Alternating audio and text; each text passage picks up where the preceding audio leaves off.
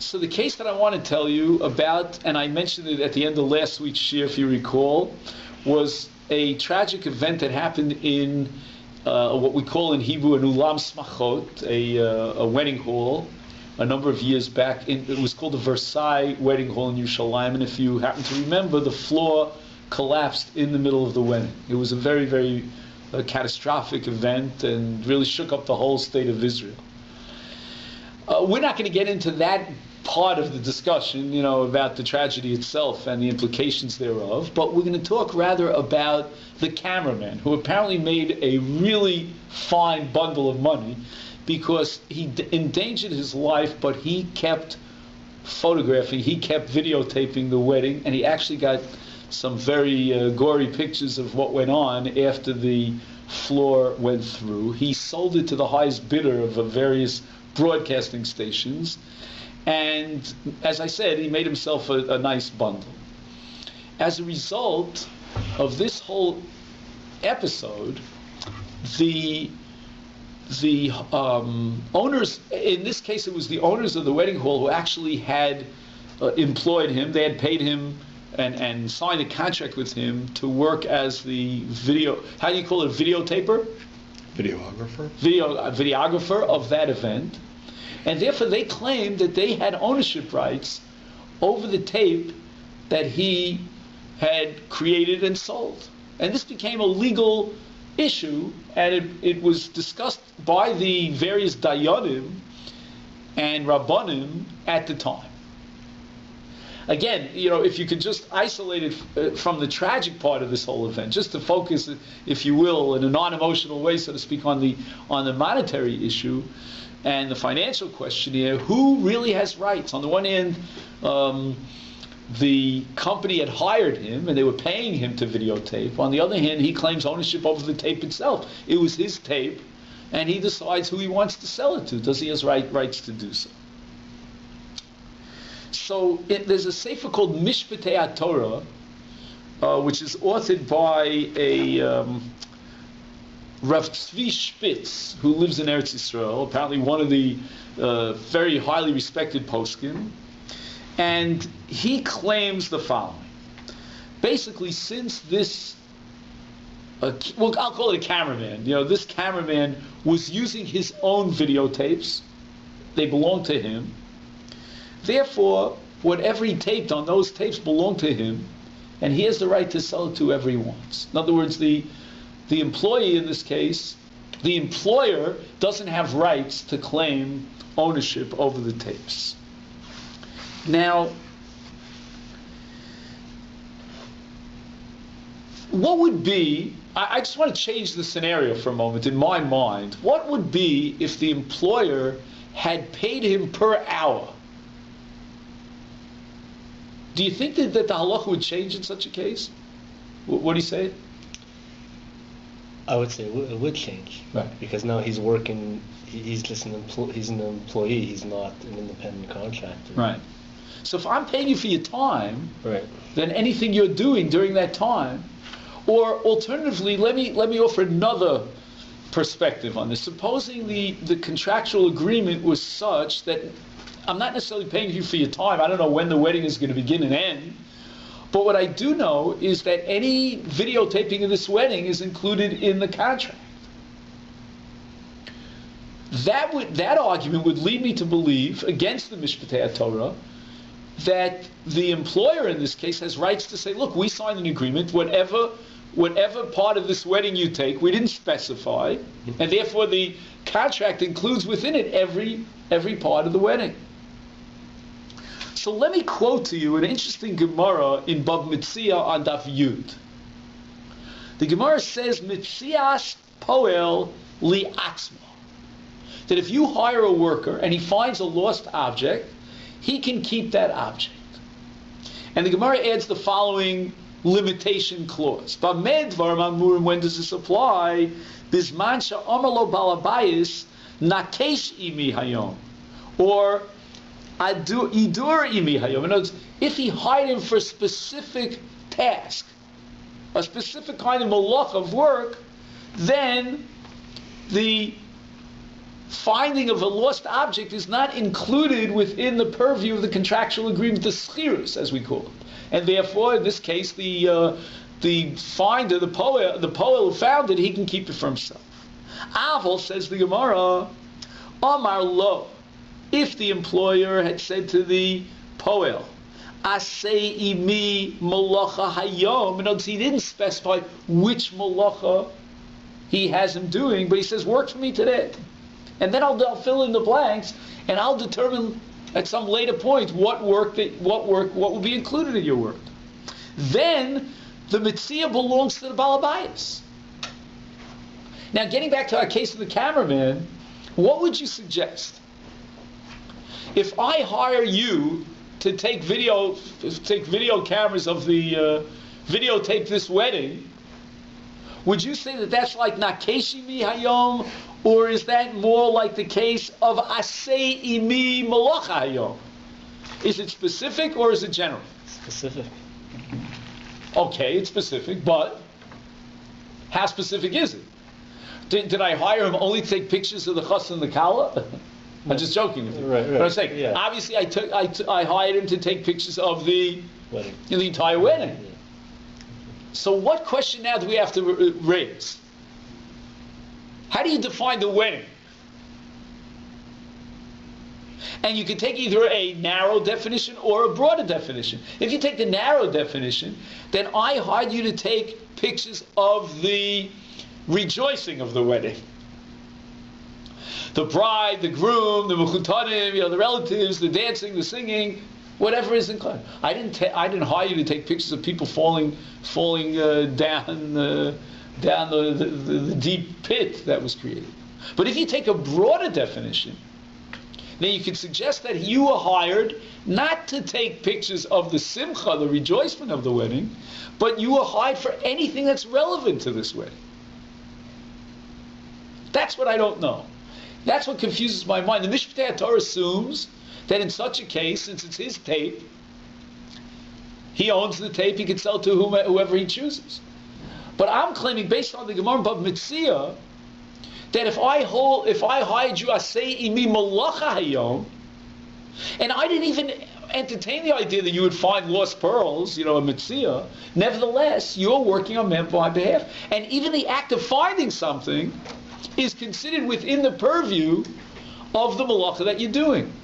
So I can give you a general employment contract in which anything that you do, you're doing on my behalf, obviously within certain parameters in terms of, I hire you from this time to that time. Or in the case of the Gemara, Asei imi malacha hayom, for the whole course of the day, you are hired. And that includes all sorts of different types of malachas.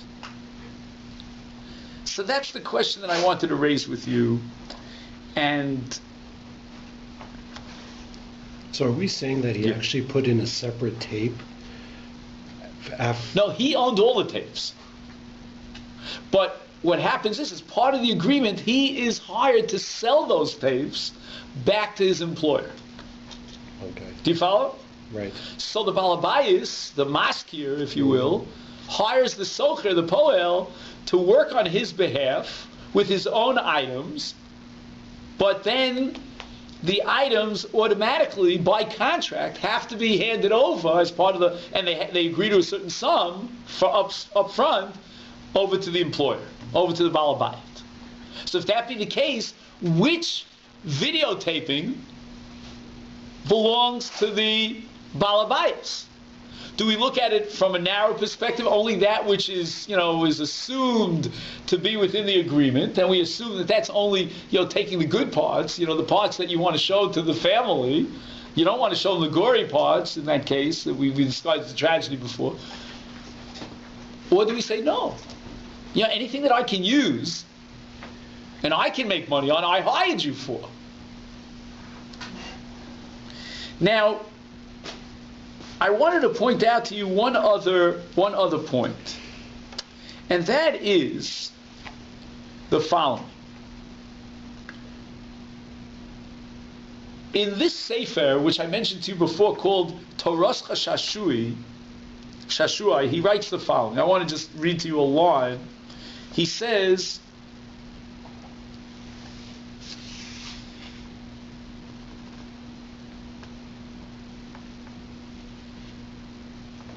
He says, Ein Tsilum Zeh, this act of videotaping, Bichlal Hamalacha Sheniskar Avura.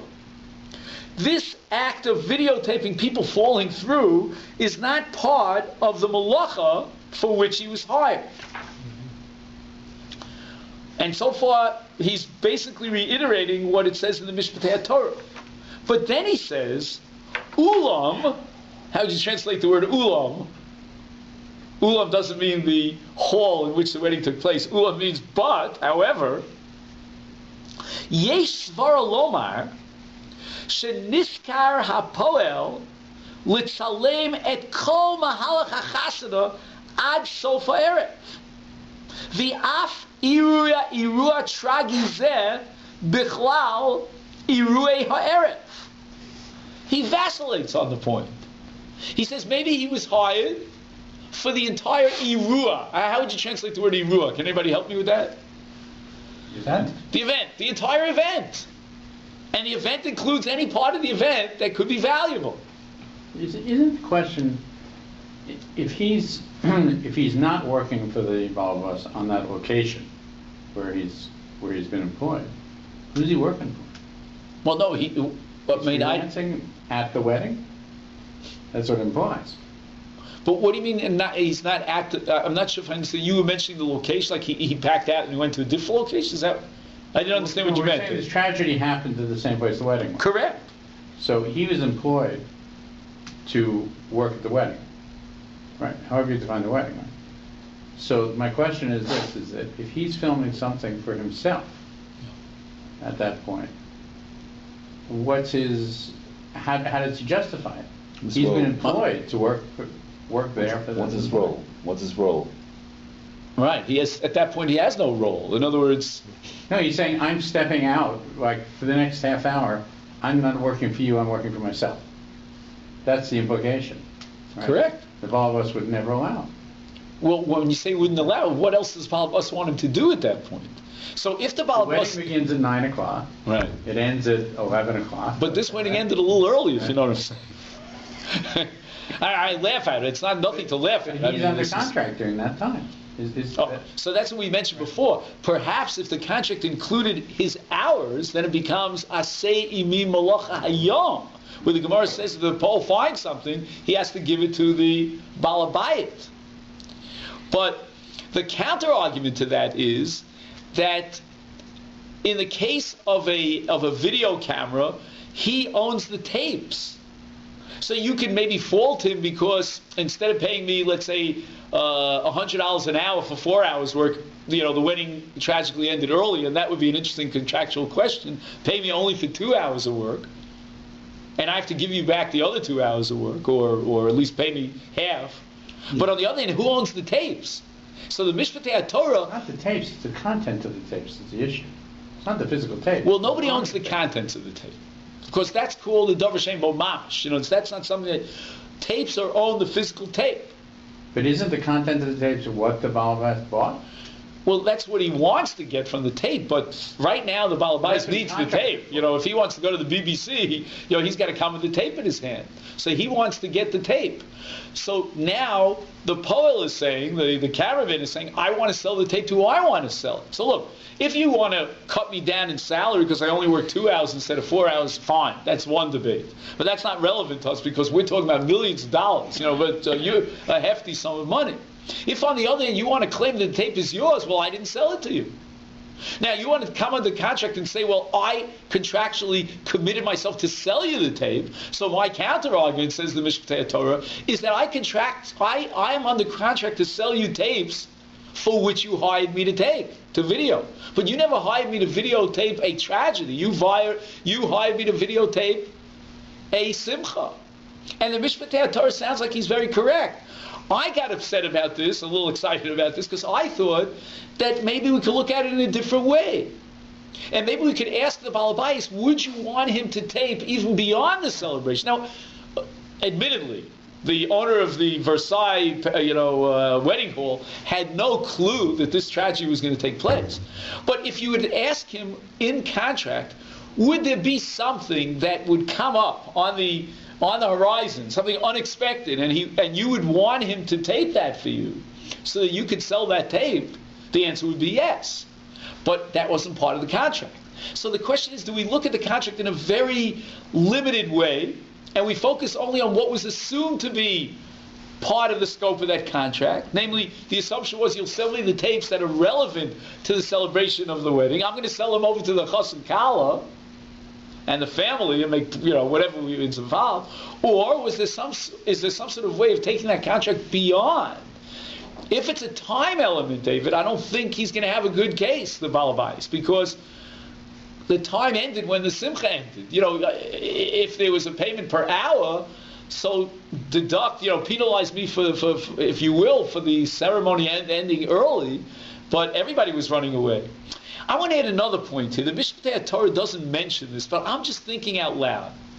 Do you remember the case in the Gemara about Mitzvah that we mentioned, where the Poel found the Mitzvah? Now, if the Poel was working in a field, and there were expensive pearls that fell on the ground, I understand that you could say, Asei mi hayom, malach hayom, that that's within the purview of his malacha. But what about this case of the cameraman? The whole place was going down. I mean, there were ambulances, everybody's running, it was mad. And this guy persisted. Again, I'm not judging him morally, but at the end of the day, he put his life into danger. He pursued it. Maybe that itself proves that it's outside of the boundaries of the contract. He never would have agreed to a contract, and nobody signs a contract to put their life into a danger as a cameraman. I mean, again, there are people somewhere in the world who do that, but certainly that's not your average cameraman, filming a chassan and not in Eretz Yisrael. I'm talking to the wrong guy. Okay, right. I'm talking to the wrong guy.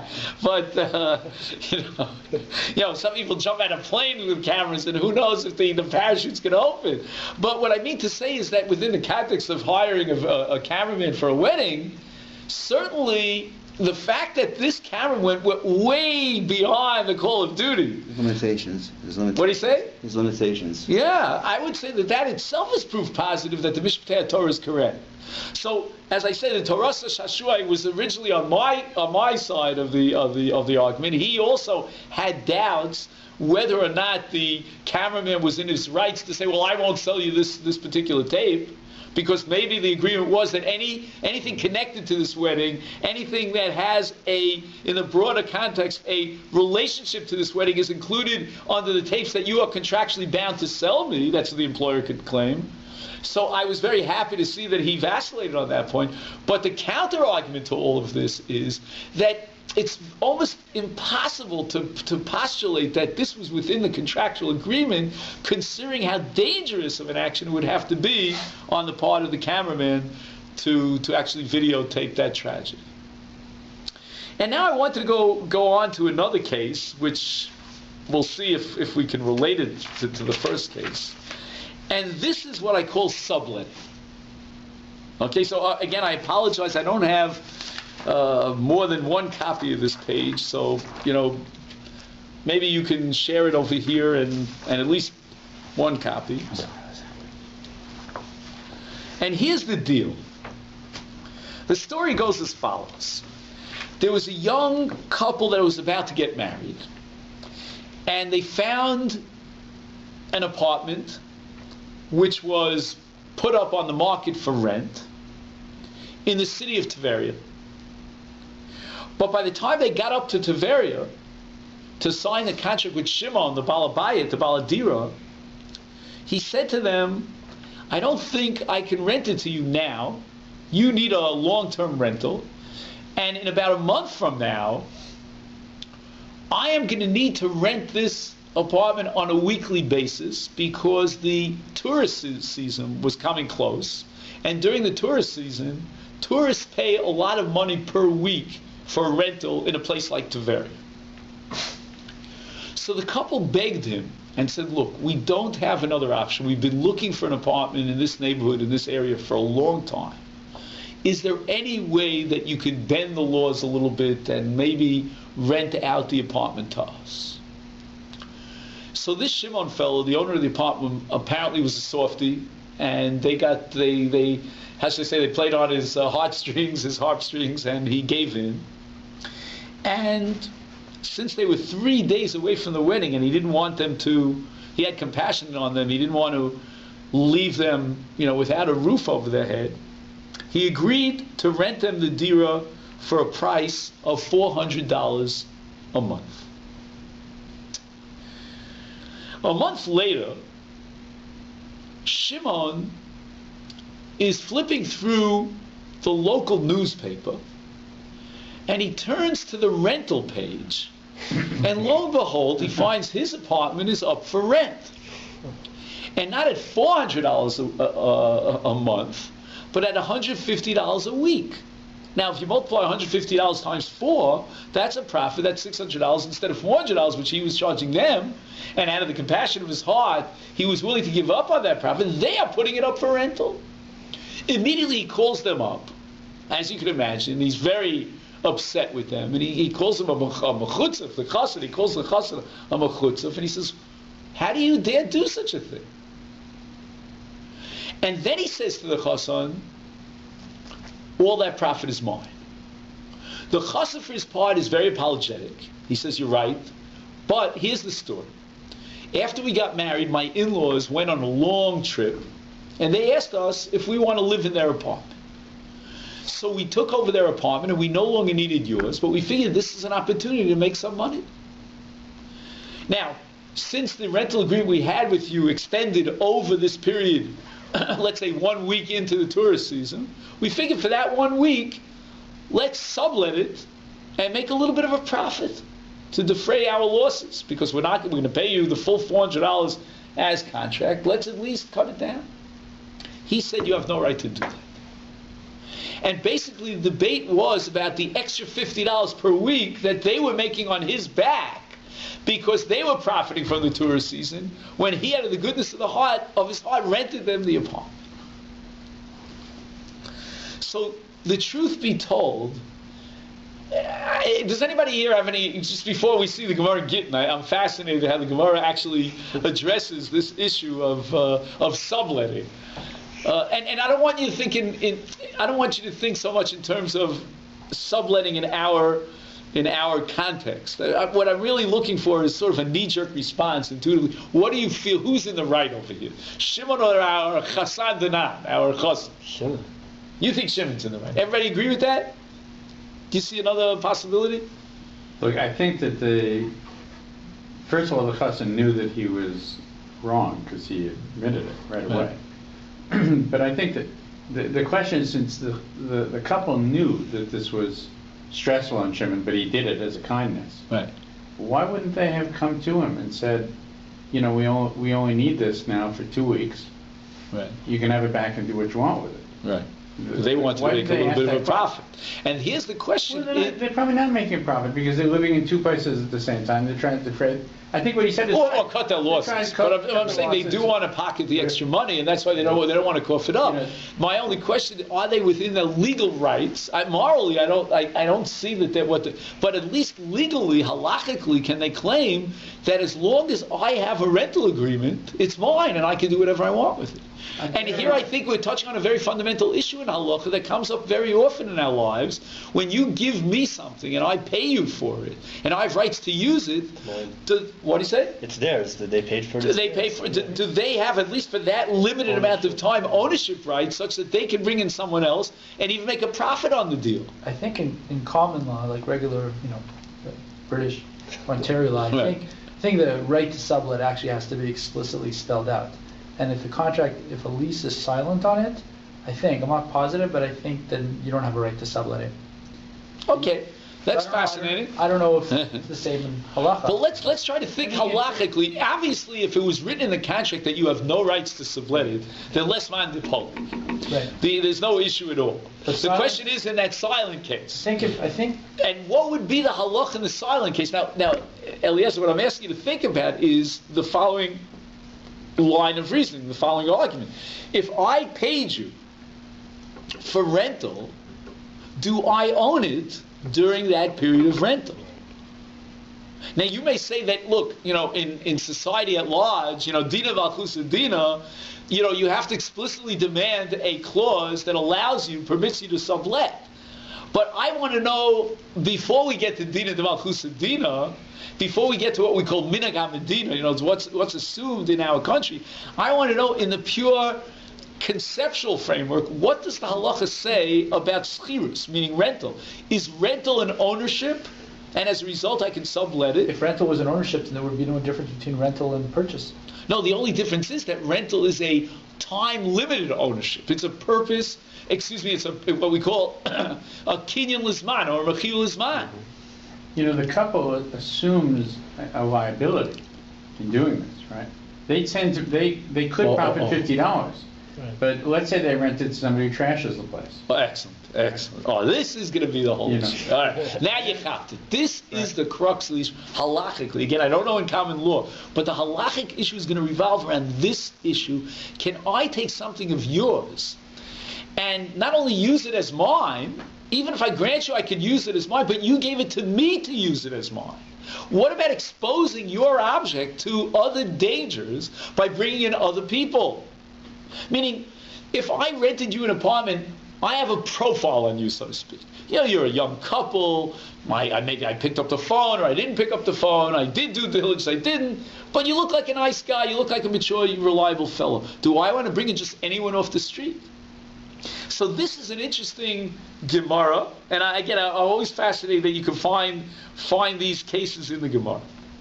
You remember perhaps the famous Gemara at the beginning of Gittin about shlichus in get, which means that if, let's say, the Baal lives in one country and she lives in another country, so you send the get with a shliach, hamevi get mi medinas hayam, he brings it from a far off country.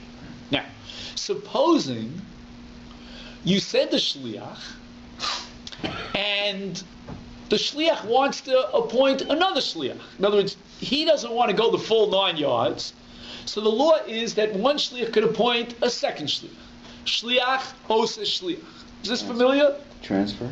He can transfer the shliach. So I get the get from the Baal, and now I can give it to you and ask you to deliver the get. Ad infinitum? Ad infinitum. Theoretically. Again, I'm not, we're not getting into, because that's not the dimension of the sugya that really interests us. But the Gemara brings the following case. The Gemara says, Amalo, the Baal said to the shliach, bring this get, vitoli heimena chefetz ploni. She has an object of mine. Let's assume, for argument's sake, it's not relevant, but just to dramatize the case, it's an object of value. And the Baal says to the shliach, I want you to do a double shlichus for me. First be my agent to deliver the get, and also pick up an object from her and bring it back to me. Have li mimena chefetz zeh. Bring me back this object. So the Gemara says, Lo yishalchenu biyad acher. In that case, the shliach should not appoint a second shliach, because then the second shliach will be in charge not only of delivering the get, that's a halvatzar, that's half of the picture, but he will be in charge of obtaining the object from her and bringing it back to the Baal. Bring it back to the Baal or to the first? To the Baal. Bring it back to the Baal. No, the shliach is out of the picture. Once he appoints the second shliach, he's goodbye Charlie. He dissipates into the woodwork. And why? So the Gemara says, Ein ritzoni shiehei pikdoni biyad acher. A very famous halakhic principle. I don't want my object to be in the hands of anyone else. I trust you. I rely on you. I don't rely on anybody else. Ein ritzoni shiehei pikdoni biyad acher. But that's only for the retrieval of the object, not for the bringing of the object. It's strange because I'm relying on you to deliver the get as well. Correct. But I'm willing to let you entrust somebody else to deliver the get, but not to bring the object back to me? Correct. Because the object is a pikadon, the get is just a mesiras get, which really belongs to her. The pikadon is mine, I want you to bring it back to me. I don't want to give it over to anybody else. Reish Lakish takes this a step further. He says, Kan Shana Rebbe, here Rebbe taught us the following principle. Ein hashoel rashoy lahashil, the ein hasocher rashoy lahaskir. There's a shoel and there's a socher. The shoel is someone who borrows something. Okay, so he has rights to use the object. And the socher is someone who pays for the rights to use the object. In both cases, says Reish Lakish in the name of Rabbi Yehuda Nasi, you cannot take those rights to use an object and hand those rights over to someone else. Those rights were given to you, but you can't be mashil to someone else. So I lend you my baseball mitt, you can use it to play baseball, but you can't give it to someone else. And if you're renting an object from me, let's say you rent my horse because you want to go horseback riding, you can't bring in someone else and pass on the rental to someone else. So far, Rabbi, this happened last week with, I think, with the returning of. Yeah. You remember, I was very nervous about that. Returning what? Well, we had to return the camera last week, and there was somebody who offered because we couldn't find the rabbi, so somebody offered to take in, and he'll return it. Don't worry, rely on me. And I said, I'm not so sure. David's not here. Maybe I found it indirectly, so. I don't know. I don't know how rare these cameras are. Maybe you have to travel to Japan to buy these cameras. So who wants to give it over? Okay, fine. Then the Gemara, elsewhere in Bava Metzia, has the following brayso. So this is on Bava Metzia Ayin Tes. Again, I apologize. I didn't get a chance to prepare the Maramakomas for you. But I think if you listen, you might even get it. Sometimes you listen to Malpeh, it even sinks in better. Hasocher es hasfina. I rented your ship, your yacht. Uparkola bechatzi haderech. Now, I rented your yacht to, let's say, go to travel from point X, location X, to location Y. And obviously the distance is reflected in the price. Because, there's wear and tear on the boat, and there's the distance, and the time, and whatever other factors come into play. Now, I decide that I want to dock the boat halfway, and I'm going to sell my wares at a location halfway along the line. Now, you're stuck, because I'm going to pay you half of the value. Let's say it was halfway. I'm going to pay you half of what the original rental agreement was, and then you're stuck with a ship in the middle of nowhere. So the Brisa says the following: No say lo scharo al chatzi haderech. The one who hired the ship will pay him half of the money because he only traveled with the ship half the way. The ein lo alav ela taromes. And in the best case scenario, or the worst case scenario, all the owner of the ship can have against this person for stopping midway is taromes. Taromes means a moral claim. What we call beinonav lachavero. The Torah says, "V'ahavta l'reach kamocha." On erev Yom Kippur, you better ask mechila from me, because I have a taromus against you. Again, what's beyond the purview of our discussion is how far does taromus go? What is the real weight of taromus? But one thing I can tell you, it's not suable in a court of law. The weight depends on whether you forgive the guy or not. Correct. So if you don't forgive the guy, then he's going to have problems when he wants to get through the pearly gates. But as far as these gates down here, a Jewish court, a human court, he's okay. He pays him half, puts down the money, and goes by. Good. So the Gemara says, Hechidam. What is this case? Ilema deka mishkach li agra. If halfway along the line, the owner of the Sfina can find someone else to rent the boat for the other remainder of the trip. So let's say he got $50 from the first guy, he'll get $50 from the second guy. Now, my yesh lo love taromas. What's he complaining about? At the end of the day, he did perfectly well. There are other people to rent the boat. No problem finding. The idika mishkach la agura. If he can't find anyone to rent the boat, is kuli agra boy shlumin. What do you talk about taromas? He rented it for that distance, and he agreed to pay so and so. Now the owner of the boat is left, holding the bag. He has no one to find to replace him and pay him the other half for the rental. He should have to pay him the entire sum of the rental. This is not a matter of taromas. This is a financial lawsuit. Li olam dekad mishkach la'agura. At the end of the day, the case was that he could find someone to pay the other half for the rental. So in financial terms, in terms of the schiras, the rental, the owner of the boat has lost absolutely nothing. Ella amai islay tarumas. You'll ask, so what's his complaint? What's his qualm? I don't know. Is that a good word? What's his? I'm looking for another word. What's his? What's the word I'm looking for? When I have an issue. Okay, I'm looking for another word. Beef. A peeve. Is that the word? No, beef. A beef. But is there a word, a peeve? Yeah. No. Okay, whatever. So the Gemara answers, Mishum Rafsa Disfinasa, the wear and tear on the boat. Fascinating idea. The Gemara says, yeah, at the end of the day, he'll get the rental. But what's going to happen is you have to dock the ship, take all the merchandise off the ship. Now someone else comes in and he brings in his merchandise. That's going to cost the owner of the yacht some money. So the Gemara says again, if that be the case, taina ma'al yasahu umamona islay gavei. If you can convert this into dollars and cents. In other words, all this process of removing this and removing this causes a wear and tear. Then for that you have to pay. That's what it says in the Gemara above MiTzion. Ella, but rather my pirka, the pirka de toane bagave. Tosha says, what does it mean?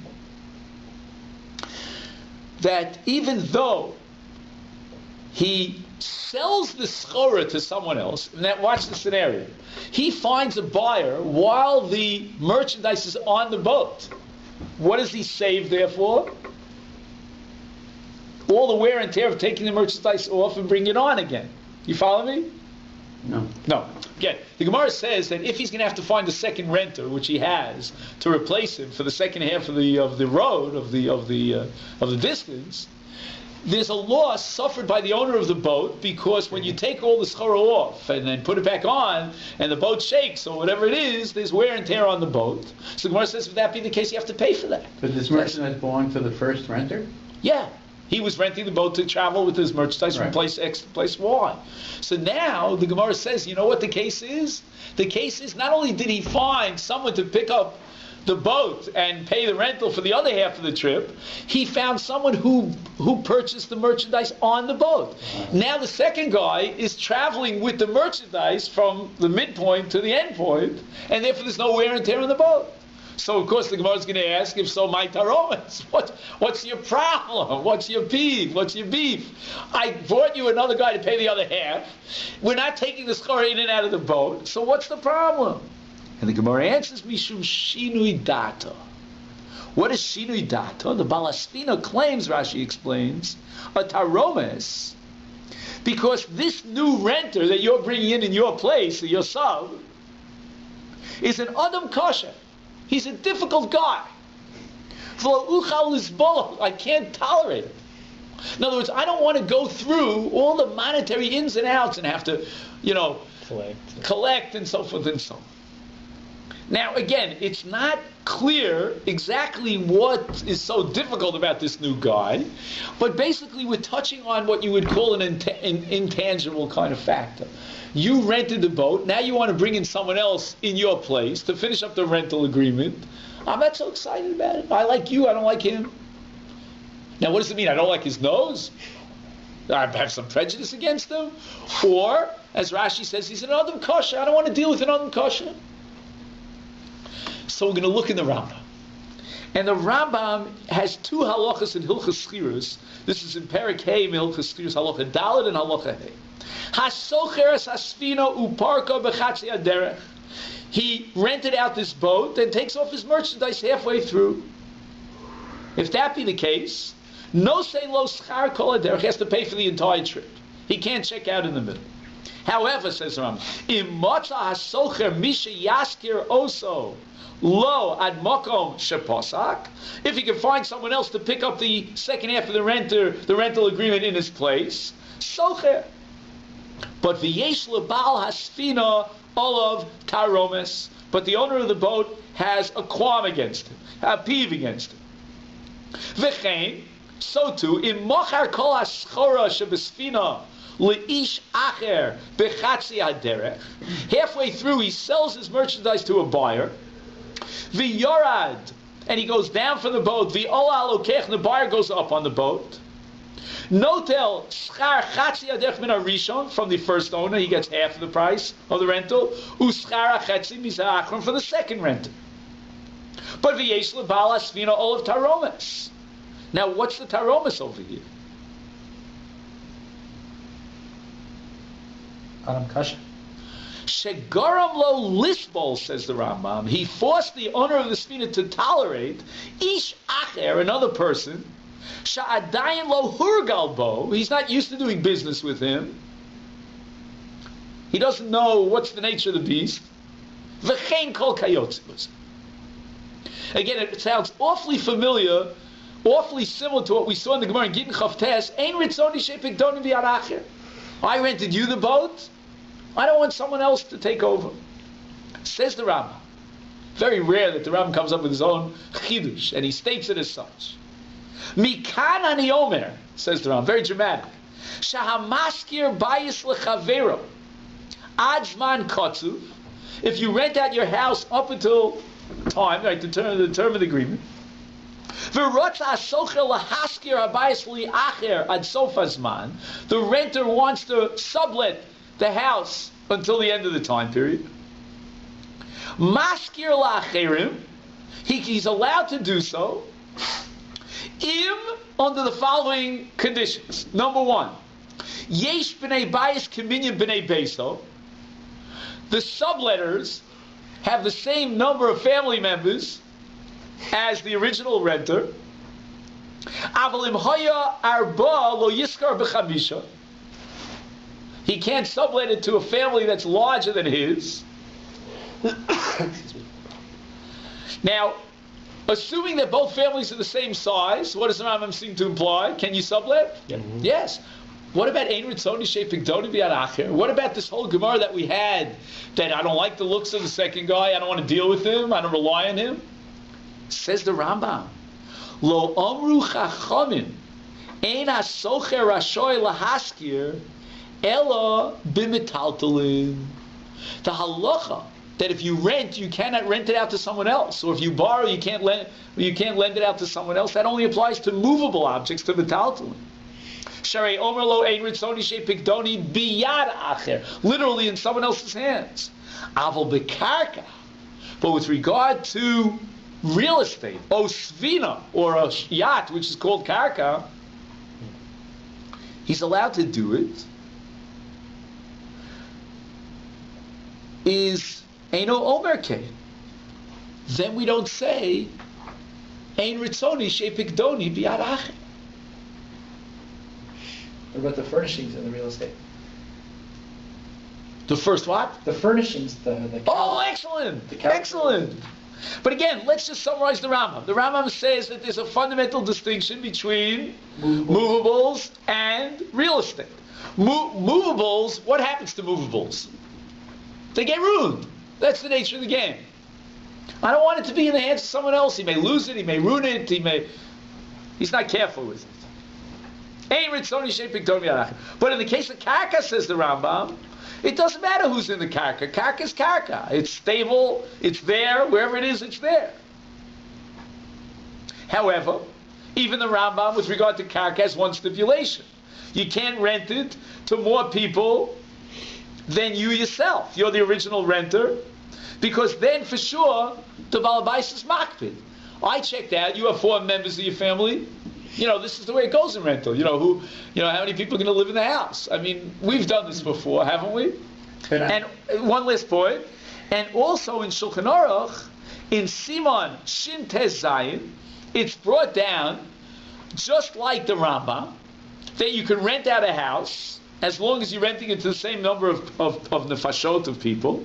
But the Ramah adds the following comment. I just want to chap this in, David, so that before I lose my balance here. Hasocher bayis mechavero v'chazar v'skiro lacherim biyoser mimasha sachru im haya lo rishus laskiro lacherim hamosar hu shalo v'im lo haya rishus laskiro hamosar labayim. The Ramah says in Siman Shin Samach Gimel that if you sublet a house, then it depends. If you fulfilled all the requirements, meaning you're not subletting into a larger family than your own family, then not only are you allowed to sublet it, but you can even make a profit on the deal. In other words, the schirus gives you ownership rights in the case of karka to sublet. If on the other hand, says the Ramah, you had no right to sublet it because you were giving it over to a larger family, and then the balabais is certainly makpid, he doesn't want you to sublet it to a larger family, in such a case, all the profits that you make accrue to the balabais. You're in effect operating on his behalf, again against his permission, but bottom line, you'll make the profits. Go ahead, David. My question is this: is that a stipulation is made that the number of people living in the house have to be the same? Right. So, and that's it. That's it. So right now, that's all I have. So on one side you have Rabbi and his wife and his 4 kids, Right. and they they're a nice family, and he gets a job in Pittsburgh, right? And he's got to get out of there and get to Pittsburgh, right? In Calgary, you mean? Oh, Calgary. Calgary. He left Pittsburgh. Okay. And the only people he can rent it to is a biker family with a biker and the guy's wife and 4 kids, right? 4 really rough teenagers. Right? He's fulfilled his responsibility. Oh. So that's going to be the chiddush here. They're running a drug trade out of the house now, right? So, Look at him. So that mean David has a way of always adding a little embellishing with a little drama. I appreciate that. The only stipulation I don't even know why that's an important stipulation. I mean, what if if you have 4 teenagers, it's very different than if you have 4 infants. So that's why I say, David, it's very dangerous to paskin a shaila straight out of Shulchan Aruch. And that's what I'm afraid somebody wanted to do. What do I mean? The idea of not renting it to a larger family is not just, some sort of what we call exeris hakosim, some sort of legal rule that has no reason. The Torah is full of chukim and mishpatim. Chukim we understand, we don't understand the mishpatim. This is a mishpat. This is a logical reasoning. The question is, can I assume in certain cases that the owner is makbid? In other words, sure, it's yours for that period of time. Sure, schirus is a kind of kinyan in karka, and now you own it for that period of time. But what if I had made an explicit condition? I'm saying, I'm giving it to you, beschirus, right? I'm being maskir you the house, and we'll sign an agreement, but only under the following conditions. Now, supposing the conditions weren't stipulated. He didn't write in the contract, well, don't sublet it to someone who has 5 children, only 4, or only a rabbi with beard and pays. He didn't say that in the contract. But the answer is that we have to understand contextually, in terms of the picture at home, what payda would there be? So like you say, he gives it over to a group of hoodlums, who are running some sort of, I don't know what kind of outfit over there, and they're taking the place apart. And not only that, the neighbors on all sides are going to call him and sue him. And the cops are going to come every night, in the end, and then he'll never be able to rent the place again. There obviously is a built-in kapeda. Now, Elias, I just want to get back to an important point that you made before. And that is, what about the furniture? Now, again, if you're going to tell me he rented to this couple, which I doubt, 4 bare walls, then again, I don't know, again, barring that very extreme case, I don't know if the subletters are going to, take, what do they call it, a brenner, we call it, what's it called in English, that thing that the fire comes out of, that we burn the chametz, that he's going to walk around with the halls and burn the place down. That I don't have to. But let's assume that there's some furniture in the apartment, right? He's using it for tourism during the summer. So you can't rent out a no, what's it called? Unfurnished apartment to tourism. I mean, the reason why I pay you so much as a tourist is A, because it's high season and there's law of supply and demand, but also because you're giving it to be furnished. So assuming that this case, it's not clear in my mind, was a furnished apartment, then once again there's a built-in agreement here of ein ritzoni shepiktoni b'yad acher. Which means that in metaltalin, I don't want you to give this over to someone else. I trust you and no one else. You can't guess, double guess and try to imagine would I give it to him or not. There's furniture in the house. Furniture is metaltalin. So that's why I say it's very dangerous. You see this here, the rabbis make a clear distinction between karka and metaltalin, and automatically you jump the gun. You'll say, okay, I can sublet every apartment under the sun. And on top of that, Eliezer, I want to throw in your original point about what is the accepted practice. And I think that the accepted practice in almost any country in the world is that if you want to sublet an apartment, you have to up front explicitly mention that in the contract. And once again, I'm not talking now about Dina de Malchusa Dina, that the law of the land reigns supreme. That's not what I'm referring to. I'm referring to, again, to understand the mentality, the kapeda of the maskir. Under what circumstances is he giving you this apartment, renting it to you? What are your bounds? What are you allowed to do? You're not allowed to do. If there was no explicit clause in the contract that says you have permission to sublet it, then I think the assumption is very fair that I don't want to sublet it. I lent it to you and not to someone else. Especially in this case when there's so much involved where he had compassion on a couple, get newlyweds. Yeah, yes, the floor is yours. If the landlord is just renting out the karka, the 4 square walls, no furnishings, and if the Rambam says that that's okay, then you can sublet it, but not to a family that's bigger than yours. But if the Rambam makes a different distinction between real property, karka, and furnishing, because furnishing is easier to break, then what's the difference if it's 4 kids, 5 kids, or 20 kids? What's the difference? Why not be able to sublet it to a bigger family? It's noise factors, or maybe what David was rating, the different issues that could come up. Okay, now I don't know how we're doing on the clock. Should we stop here? Well, you know what? Let's do this. Let me just introduce the next question. I'll give you some food for thought. I think I've introduced this question in the past. You'll tell me. But here's the case. A man writes away all his possessions to someone because he thinks that someone, even though he's not related to him, did a great service for him at a dedication. I think we discussed this, didn't we? No, down south. Oh! So we didn't get to discuss this. Okay, so you follow the case. In other words, I think you're doing me the greatest service, and therefore I write out my will, thinking that So we discussed this in Forest Hill last Sunday, but the conclusion we came to, I think, has to be revisited, because there are a number of cases that have come up in recent times about people giving gifts under false premises. In other words, they were operating with a certain amount of information that was very limited, and they gave away really substantial gifts, and then they found out later that the story wasn't exactly the way they thought. And the question is whether they can void those gifts. So, B'li Neder, I would like to pick that up next time and take this opportunity to thank everyone for coming. Void is in which way, Rabbi? Void is in which way? Void? Take back the contract? Yeah. Can they void the contract? Make it completely null and void? Cancel it. It wasn't a contract, it was a gift. It was a gift. And there are all sorts of cases where you give gifts and demand the gifts back. We're going to have